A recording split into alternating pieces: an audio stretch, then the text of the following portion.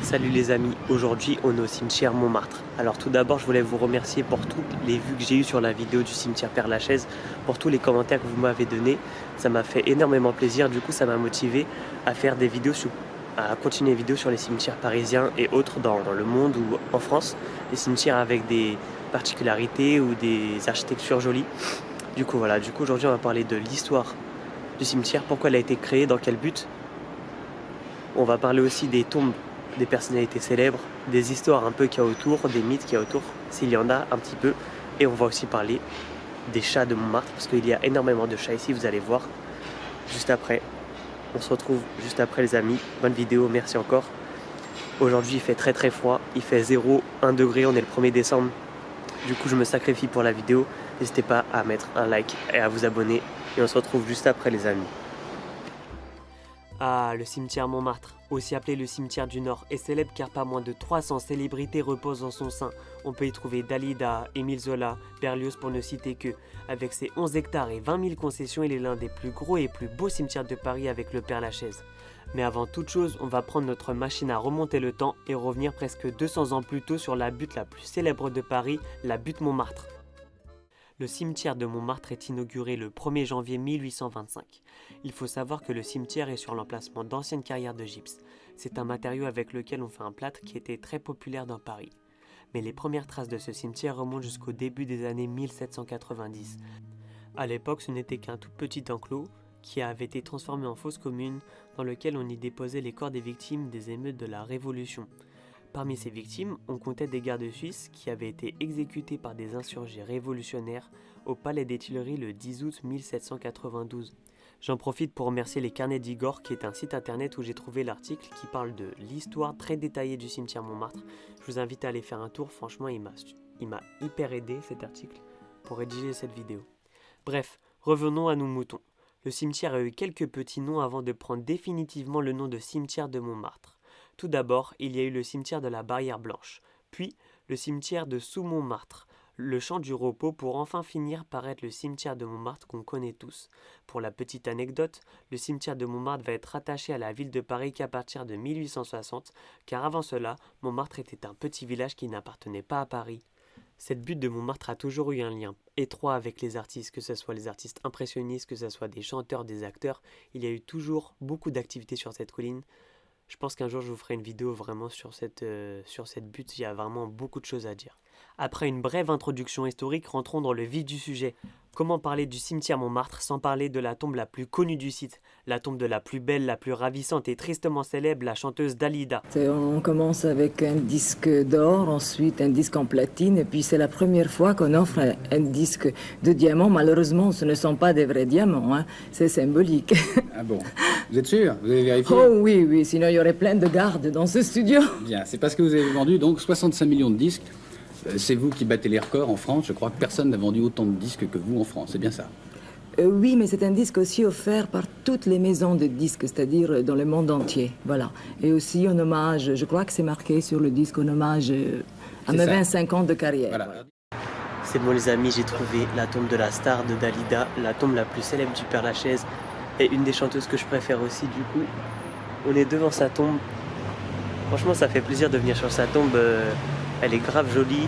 Du coup, c'est bien pour elle, même si la fin de sa vie c'est mal terminé. Bon, je vous explique un peu en voix off. Mais je suis hyper content d'être sur sa tombe. J'étais pressé de voir sa tombe. Elle est hyper belle. Franchement, je sais pas si on me voit bien là. J'ai l'air toute blanche, je pense que j'ai trop froid. Mais j'ai enfin trouvé sa tombe. Il fait super froid aujourd'hui les amis. Je parle pas trop en face cam parce que il fait froid. Et franchement, c'est compliqué là. Je ferai beaucoup de voix off.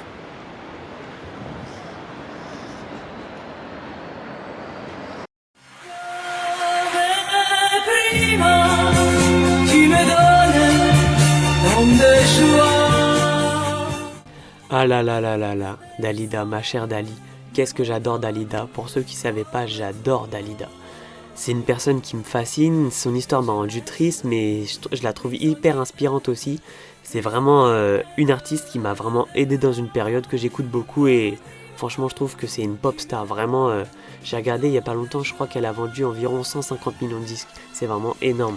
Dalida, c'est aussi des hits internationaux, des hits planétaires comme la musique Parole Parolé, on y retrouve Alain Delon, comme Mourir sur scène, Laissez-moi danser, Love in Portofino, Une vie, etc. Je pourrais parler des heures de Dalida, mais je vous conseille de regarder plusieurs documentaires sur YouTube. Allez voir, c'est vraiment quelque chose à ne pas manquer. Donc, la tombe de Dalida, c'est la tombe la plus célèbre, la plus visitée, la plus fleurie du cimetière. Dalida possédait aussi une maison à Montmartre, c'est dans celle-ci qu'elle y a perdu la vie. Malheureusement, c'est très triste. On retrouve aussi un buste de Dalida dans Montmartre, où les touristes s'amusent à mettre les mains sur sa poitrine car selon les légendes urbaines, ça porte chance. Elle est considérée comme une égérie, une légende de Montmartre. Dalida, c'est vraiment une star qui a passé beaucoup de moments de sa vie sur cette butte.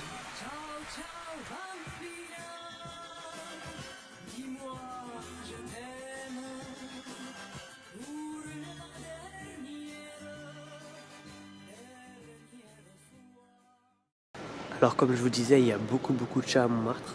Là on en croise un petit, je vais vous montrer. Il fait de dos, du coup faut pas trop le déranger. Mais on va vous montrer.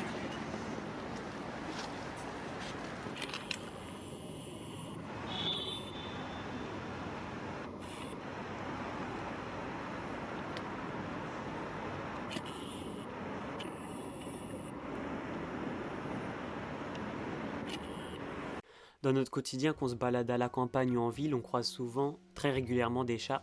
Mais là, au cimetière Montmartre, on croise énormément de chats. Et en fait, cette manifestation de chats dans le cimetière, ça vient du fait que ça a commencé il y a 50-60 ans, des femmes plutôt âgées, plutôt seules, pour voir des défunts, des proches. Et en fait, il y avait des chats, du coup, elles ont commencé à les nourrir. Et en fait, de ce fait, il y a une sorte de tradition qui a fait que c'est devenu un rythme, un peu une routine entre les chats et ces dames-là qui venaient les nourrir, et il y a une sorte de relation qui s'est créée. Et du coup, les chats étaient en confiance, ils venaient prendre la nourriture qu'on leur donnait. Mais je vous ai parlé d'une association qui a été créée car en 1978, il y a une femme qui a été virée du cimetière en fait parce qu'elle nourrissait les chats. Et du coup, les gardiens ils ont fait une rafle de tous les chats et les ont emmenés à la SPA pour qu'ils se fassent euthanasier. Du coup, après ça, les femmes qui nourrissaient les chats, les femmes, les hommes, se sont joints. En fait, ils ont créé une sorte de comité. Ils ont organisé par des petites affichettes et du téléphone arabe, ils ont organisé une manifestation en fait pour protester cela en fait, et ils ont demandé du coup la création de l'école des chats, de l'association, qui a été acceptée par la mairie parce qu'en fait il y a eu vraiment un petit mouvement à Montmartre de rébellion contre cet acte-là. Du coup, l'école des chats a été créée et en fait, ça a permis en fait de suivre, de tatouer, pucer et soigner les chats gratuitement. En fait, tous les chats du cimetière du coup ont un suivi avec leur vétérinaire spécialisé. Ils ont un lieu d'accueil en fait qui peuvent être adoptés aussi s'ils veulent, s'il y en a qui ont besoin. Et voilà, du coup, ils ont tous un suivi médical, un suivi alimentaire. Ils sont tous suivis et maintenant, grâce à ces personnes dans les années fin années 70. Les chats ont une structure pour eux, pour avoir une meilleure vie et suivre leur hygiène de vie. Bon, les amis, là, je vous ai parlé dans la vidéo. On est en dessous d'un pont qui reliait, je crois... Non, je vais vous le dire en voix off.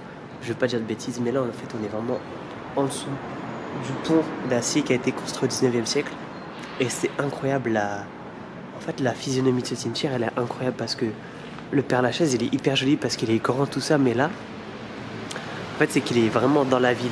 Le Père-Lachaise, lui, il est dans la ville, mais il est tellement grand que ça fait un parc. Mais là, en fait, vous voyez, on est quand même dans l'urbanisme de la ville.